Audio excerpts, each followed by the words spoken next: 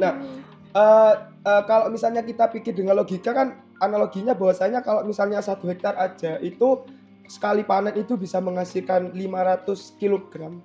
Kan kalau misalnya kita mempunyai 7 hektar kan sudah 3.500, Mbak. Nah, cuma sayangnya untuk yang di petani kopi, yang di perkebunan kopi Desa Panduman itu di sana itu kurangnya fasilitas, Mbak, gitu. Aslinya tuh kurangnya fasilitas itu bukan cuma dari segi jalan saja. Nah, ternyata pengaruhnya juga di sana itu kurangnya dari segi teknologi. Biasanya kalau beratnya kopi itu 10 kilo, Mbak ya, itu biasanya tuh penyusutannya tuh cuma 5%, Mbak. Gitu, dari green bean sampai ke roasting. Gitu. Biasanya beratnya itu 10 kilo, mungkin hasil dari roastingan itu mungkin ya sekitar 9,5 kiloan. Assalamualaikum warahmatullahi wabarakatuh. Halo Sobat Tani, kembali bersama saya Wanda di podcast Tani Naik Kelas. Hari ini kita akan kupas tuntas tentang cara meningkatkan nilai jual hasil kopi dengan cara pelatihan roasting kopi bersama. Perkenalkan, nama saya Dari Mas Matiasa. Di sini saya sebagai narasumber. Kebetulan saya ini berfokus di bidang kopi, yaitu dari hulu sama hilir, mulai dari pertanian sampai hasil produk olahan yang dihasilkan dari kopi, seperti itu. Ya, langsung saja nih ya. Kenapa pelatihan mesin roasting kopi ini sangat penting banget Pak buat petani? Di salah satunya yang kemarin itu Bapak bisa diceritakan ya latar belakangnya melakukan pelatihan roasting kopi itu, latar belakangnya kenapa Bapak bisa memilih judul ini begitu? Ya, terima kasih. Sebelumnya saya Mbak ya, mohon maaf dulu karena suara saya agak serak juga dan agak lebih santai. Jadinya awalnya gini Mbak, jadinya kemarin itu saya dan tim itu kebetulan kita ada project di Desa Panduman, itu Kecamatan Jelbu, Kabupaten Jember.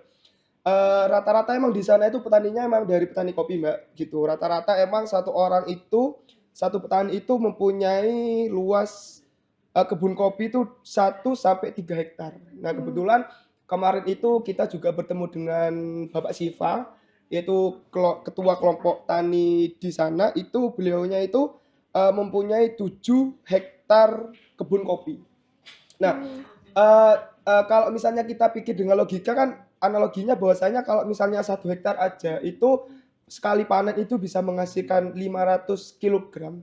Kan kalau misalnya kita mempunyai 7 hektar kan sudah 3.500, Mbak. Nah, cuma sayangnya untuk yang di petani kopi, yang di perkebunan kopi Desa Panduman itu di sana itu kurangnya fasilitas, Mbak, gitu. Aslinya tuh kurangnya fasilitas itu bukan cuma dari segi jalan saja. Nah, ternyata pengaruhnya juga di sana itu kurangnya dari segi teknologi. Kan apalagi kan kalau misalnya kopi itu kan kalau misalnya kita jual gelondongan dengan satu gelondongannya itu 1 kilonya tuh mungkin ya cuma 8 sampai 9 ribu aja. Tapi kalau misalnya kita itu jual per kilogram dengan olahan kopi mungkin sudah di roasting, itu 1 kilonya tuh kemarin itu Arabica itu tembus di harga 80.000 Mbak, gitu. Jadinya tujuannya kita sebenarnya untuk mengadakan pelatihan mesin roasting kopi ini itu adalah untuk meningkatkan kualitas dan kuantitas hasil produktivitas hasil petani kopi Mbak, gitu. Ya buat apa Mbak ya? Buat diri petani kopi sendiri gitu agar pendapatannya ya lebih meningkat juga. Dan ini kan juga di daerah Jember kan rata-rata kan kebanyakan yang untuk daerah pegunungan itu kan emang menghasil kopi. Nah, itu ya itu Mbak masalahnya tadi itu lagi kurangnya dari fasilitas itu termasuk dari mesin roasting kopinya seperti itu. Jadi kalau dilihat dari berbagai petani di sana itu berapa persen kira-kira yang sudah memakai teknologi teknologi roasting kopi ini? Sulit ya Mbak ya. Kalau misalnya di Desa Panduman itu kan emang di atas Mbak. Kurang lebih itu sekitar 1.500 MDPL. Iya, MDPL itu lumayan tinggi ya. Iya, dan lagi kondisi kontur jalannya tuh emang sulit. Itu hasil pengamanan di sana itu masih belum sama sekali Mbak untuk yang pengolahan hasil roasting kopi. Kebanyakan kalau petani itu kalau cuma buat konsumsi pribadi mereka itu ya apa ya Mbak ya? Kalau bahasa Maduranya itu ya cuma digoreng biasa, tanak gitu Mbak. Anak. Gitu. Iya, gitu. Tapi kalau misalkan untuk kebutuhan sehari-hari, kalau misalnya untuk apa ya, jual beli mereka tuh ya jualnya ya jual mentah Mbak gitu. Antara mereka jual hasil beri ataupun gelondongan. Green bean itu tadi ya. Iya, Jadi anu Mbak, cerinya Mbak. Jadinya oh cherry. apa? Kan kalau green bean itu kan sudah dikuliti Mbak. Jadinya kulit daging itu sudah bisa dengan biji. Tapi kalau cherry itu masih ada buahnya Mbak. Itu. Gitu. Jadi petani itu nggak cuma panen aja ya. Jadi Iya. harus ada olahannya sebagai bisa diproduksi kopi dan itu bisa menambah nilai jual gitu ya Pak. Iya, betul. Keren. Oke. Nah, sekarang kita bisa bahas ke alatnya dan tahapannya ya Pak. Mungkin alatnya apa aja yang dibutuhkan dan bagaimana tahapannya? Mungkin Bapak bisa jelaskan? Iya, jadinya untuk alat dan bahannya itu yang pertama itu dari bahannya Mbak ya. Mungkin sebelum saya jelaskan, mungkin kita bisa melihat video yang sudah saya siapkan, bisa dilihat.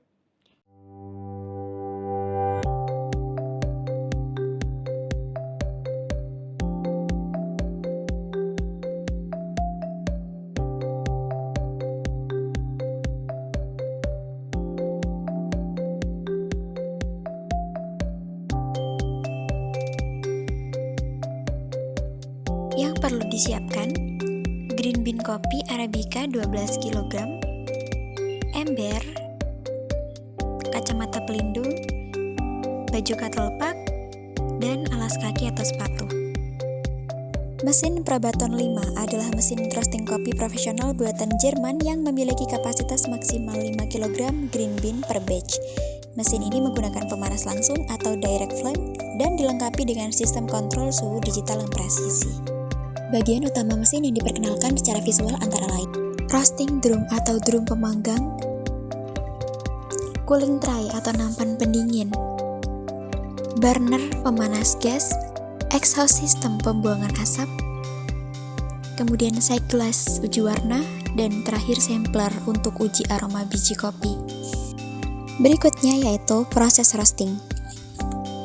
Pada tahap ini, sebelum biji kopi masuk ke dalam drum mesin biasanya dipanaskan terlebih dahulu. Dengan suhu pada tahap ini biasanya dinaikkan secara bertahap hingga mendekati 180 derajat sampai 220 derajat Celcius. Fase pengeringan. Green bean yang dimasukkan ke drum kemudian mulai kehilangan kadar airnya dalam suhu sekitar 160 sampai 180 derajat. Pada tahap ini membantu menguapkan kelembapan tanpa merusak struktur biji. Selanjutnya fase pencoklatan. Seiring naiknya suhu ke kisaran 210 derajat, warna biji kopi berubah perlahan dari hijau ke coklat muda.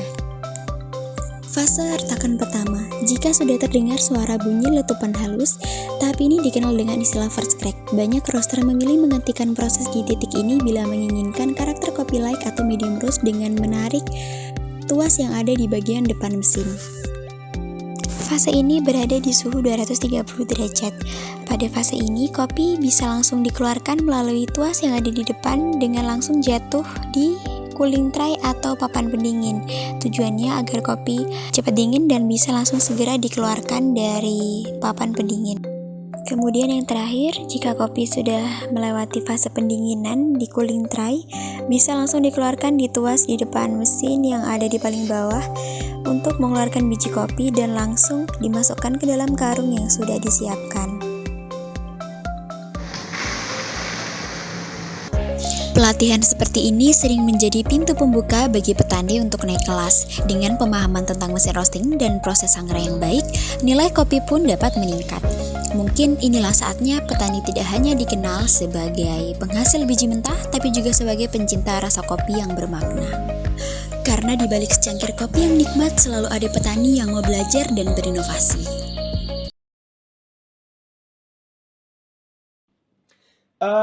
Untuk karena kita sudah melihat videonya tadi, jadinya mungkin saya bisa jabarkan Mbak ya. Mungkin dari tadi videonya itu masih kurang jelas. Jadinya untuk alat dan bahan itu yang pertama tuh dari bahan Mbak. Jadinya bahannya itu ya tentunya ya dengan kopi lah, masak dengan jagung ya. Ya itu. kopi ya. Kebetulan hasil kemarin itu kita panen itu ada 10 kilogram, Mbak. Nah, jadinya ya pasti pertama itu bahan kita siapkan kalau di video itu 10 kilogram kopi. Terus yang untuk alatnya, nah ini yang paling penting itu adalah APD, Mbak. Alat APD. pelindung diri. Nah, jadinya kan apa, Mbak ya, kalau kita itu menggunakan sesuatu, apalagi kita menggunakan mesin, kan otomatis kan kita kan harus namanya itu apa, Mbak ya, harus bisa mengamankan diri kita sendiri gitu. Benar. Nah, karena ini berkaitan dengan roasting dengan benda panas, ya yang pertama itu yang harus kita siapkan itu baju Katalpak, Mbak. Ya, Katalpak. Harus katalpak. iya harus, Mbak. Soalnya baju Katalpak ini apa, Mbak ya, bisa menahan panas gitu. Jadinya kalau misalnya kita jarak 20 cm ataupun 30 cm dari mesin roasting ini kita bisa aman gitu. Ya usahakan kalau misalnya pakai Katalpak ini ya bahannya juga harus bagus, Mbak. Gitu. Usahakan bahannya ya harus tahan panas. Terus yang kedua itu pelindung mata, kacamata. Sudah Kacamata. dijelaskan di video tadi. Kalau bisa untuk kacamatanya tuh emang benar-benar menutup bagian mata ya, yaitu depan terus bagian samping seperti ini. Karena kalau tipikal kopi itu kalau dari roasting, Mbak ya, kalau sudah di roasting terus kita di cooling atau pendinginan itu biasanya tuh meletup-meletup gitu, Mbak. Dan Iya. itu bahaya juga ya. Iya itu. Organ-organ. Meskipun itu kopi kan ya kalau kena mata ya kan juga lumayan, Mbak, bisa Benar, merah ya. gitu. Jadi sangat penting ya untuk Iya, A3 ini digunakan. Terus selanjutnya itu ya tentunya pakai alas kaki, Mbak, gitu. Alas kaki. Iya, takut Oke. apa ya, takut ada hal yang tidak kita inginkan seperti itu. Terus habis itu untuk alatnya dari APD sudah, terus kita persiapkan untuk yang di mesinnya. Kebetulan untuk yang mesin kemarin ini kita itu ngambil yang di Combat, itu mereknya merek Combat, itu merek dari Jerman, Mbak. Jadinya untuk mesinnya itu mesin emang dari Jerman, itu kapasitasnya 10 kilogram. Oke, itu mesinnya Seperti itu. dari pihak mananya? Pihak penyuluh atau bagaimana? Oh ya, kalau kemarin itu mesinnya itu kita emang ngambil apa ya, kerjasama dengan Puslit Jember. Oh Puslit Kopi ya, Jember. jadi ada ininya ya, apa namanya, media, Iya, ada fasilitas, ada apa ya Kak, misalnya tuh kalau gampangnya itu mitra lah, Mbak, Oh gitu. mitra, jadi bisa memfasilitasi ya. Iya, habis itu dari mesin terus kita ke timba. Jadinya timba ini untuk wadah sekaligus apa ya, Mbak ya, untuk tempat penyimpanan itu. Dan juga karung juga seperti itu. Itu aja sih, Mbak, untuk yang alat dan bahannya. Alat tindaknya. Iya. Oke, terus untuk proses roastingnya bisa dijelaskan tahapannya. Ini mungkin teman-teman di sini banyak nggak tahu ya bentuknya mesin itu bagaimana. Kemudian cara kerjanya mungkin juga apa sobat tani juga mungkin banyak yang kurang tahu. Mungkin bisa dijelaskan lebih jelas juga Oke, untuk prosesnya. Jadinya untuk metodenya, yang pertama itu kan tadi sudah melihat video bahwasanya untuk bentukan mesin roasting ya seperti itu, Mbak. Ya, yang pertama ya mungkin ya di atas sendiri ada corongnya buat tempat masuknya green bean. Habis itu nanti ada yang namanya mixer. Nah, mixer itu Mixer. tabung yang ada di dalam mesin itu nanti yang akan berputar. Nah, itu nanti akan panas, Mbak, gitu. Jadinya apa ya, kayak dia tuh berputar, panas, nanti memutar green bean agar tidak gosong gitu. Terus juga kita masuk ke bagian depan, jadinya di bagian depan itu nanti ada dua bagian. Tiga, Mbak. Yang pertama itu untuk tester kopinya. Jadinya nanti itu Tester alatnya kopi. itu untuk kita mengetahui bahwasannya ini kopi ini sudah matang apa belum. Seperti itu. Terus yang kedua itu untuk kalau bahasa gampangannya itu keran, Mbak. Keran untuk jadinya untuk green bean yang sudah matang dalam temperatur yang sudah ditentukan itu nanti kalau sudah matang itu nanti bisa keluar otomatis dari keran itu kalau sudah dibuka. Habis itu nanti setelah dibuka nanti itu keluar dari cooling, Mbak. Cooling. Nah, iya dari cooling. Pendinginnya. Iya, untuk pendinginnya. pendingin Gitu. kopinya. Itu, Mbak, ya, untuk bagian-bagiannya. Jadinya untuk metodenya yang pertama itu kita tuh harus memasukkan bahan yang kita sudah siapkan yaitu 10 kg kopi tadi itu green bean kopi Arabica. Karena ini kapasitasnya mesinnya itu 10 kg, Mbak, ya. Otomatis kan 5 kg itu Bertahap harus ya jadi dibagi dua dulu. Iya, kita masukkan ke timba. Habis itu nanti kita langsung masukkan ke corongnya bagian atas. Maksimal 5 kilo. Iya, 5 5 kg. kilo. Ya, karena kapasitasnya kan mesinnya kan 5 kg. Oh, iya. Gitu. Nah, itu selanjutnya Keren. nanti di atas corong itu nggak langsung masuk, Mbak. Nggak langsung masuk ke mesin roasting. Oh, enggak langsung. Iya, jadi itu jadinya- ditampung dulu ya? Iya, jadi ditampung nanti itu kayak ada kerannya sendiri. Jadinya kalau misalnya penutupnya itu kita dorong itu nanti bisa kebuka gitu. Otomatis green bean yang ada di atas corong itu nanti masuk ke mixer dalam mesin tadi. Hmm. Oke, mixernya sudah kita dorong, masuklah Mbak. Ya, itu biasanya tuh kalau kopi itu kan ada roastingannya sendiri Mbak. Mbaknya tuh mau mintanya yang light, medium, atau yang dark gitu. Kebetulan kita kemarin itu sudah roasting kopi, kebetulan kita juga hasil kebun. Nah, itu ada rekan saya namanya Mas Ronald ya, itu kebetulan beliaunya itu juga bisnis kopi. Jadinya kemarin itu kita tuh roasting dengan suhu maksimalnya 230. Untuk yang medium atau apa itu? Itu yang Light? medium. Medium. Hmm. Ya, suhunya untuk yang di 230. Setelah itu untuk Mbak ya? Untuk durasinya kemarin itu 15 menit. Iya, itu otomatis berhenti atau diberhentikan ya? Enggak, Mbak. Jadinya Emang kalau di otomatis. mesin roasting itu emang kan ada kayak pengecekan kopinya gitu. Kalau emang sudah dirasa Keren. matang, warnanya sudah sesuai, terus hasilnya juga kriuk, nah itu berarti sudah matang kayak gitu. Oke. Tuh, habis itu sudah Mbak ya, sudah dimasukkan dengan suhu tersebut. Nah, jadinya gini Mbak, untuk suhu kopi itu antara Mbak ya, kan sebelum dipakai kan tentunya kan dipanaskan. Nah, itu biasanya kalau green bean-nya sudah masuk, awalnya yang di mesin roasting itu 230, itu ketika green bean masuk itu biasanya tuh bisa jadi 150. Berkurang ya 160. otomatis dengan Iya. itu. Berpengaruhnya itu di green bean, Mbak. Semakin basah green bean itu, maka turunnya suhu itu semakin signifikan. Seperti itu. Kayak kemarin itu green bean-nya sudah dijemur kurang lebih 5 hari seminggu. Oh, jadi mempengaruhi kadar air gitu ya? Iya, benar-benar. itu kalau itu dari 230 turunnya tuh malah 140, Mbak. Itu berarti kan itu kan membuktikan bahwasanya green bean-nya tuh emang benar-benar basah. Oh, Seperti itu. iya. Oke, saya tuh udah dimasukkan green bean-nya, sudah suhunya turun. Nah, itu kita tunggu, Mbak. Kita tunggu. Nah, kan tadi kan di video ada tuh, Mbak, ya, kayak lubang kecil, lubang kaca. Ya. Nah, itu juga itu bisa untuk tempat melihat kita, oh ini kopinya sudah berwarna ini, oh kopinya ini sudah matang gitu. Jadi bisa melihat dengan aman gitu ya, Iya, tidak usah membuka-buka apa tadi pintu apa? Yang lubang tadi di atasnya itu ya, Pak? Iya, yang untuk tempat Benar. masuknya green bean Iya. tadi itu. Aman. Nah, itu kalau saran saya itu Mbak ya, karena kita durasinya itu 15 menit, kemarin itu paling enggak per 4 menit sekali kita tuh di cross check Mbak dari alat Cross-check.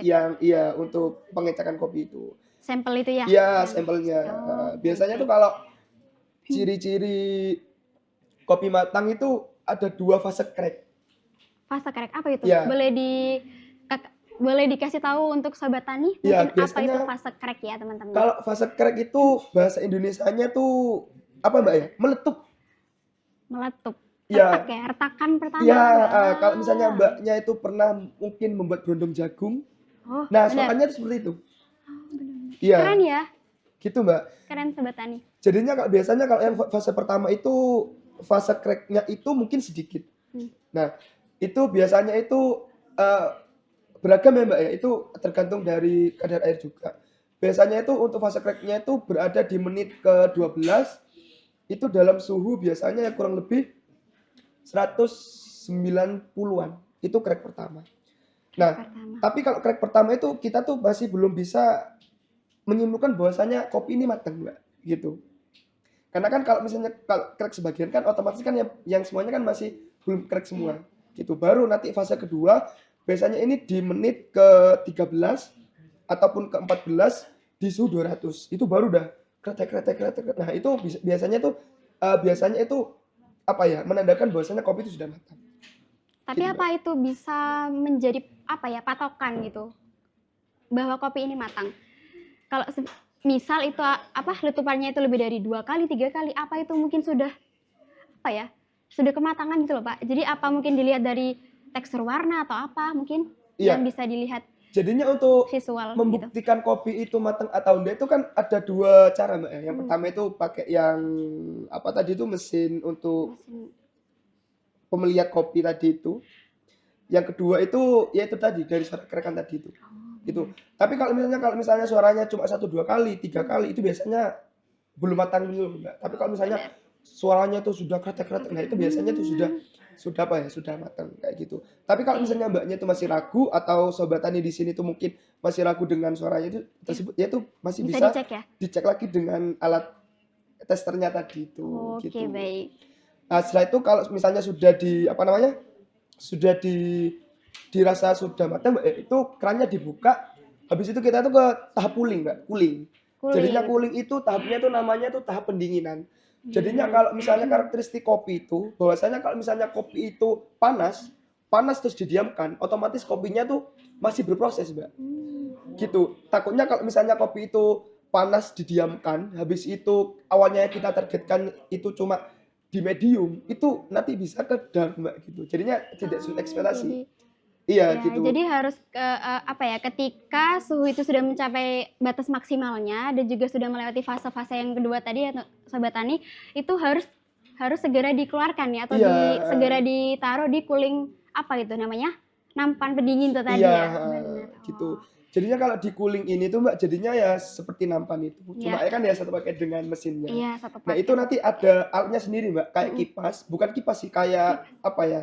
Spatula nanti itu emang berputar gitu, Mbak. Nah, gitu. Itu memang benar-benar dingin nanti jadinya Iya, hasilnya. itu apa ya, Mbak, ya kan kalau kopi itu diam kan panas. Nah, itu nanti kalau diputar ya dengan suhu lingkungan juga, dengan suhu ruangan itu juga bisa apa ya?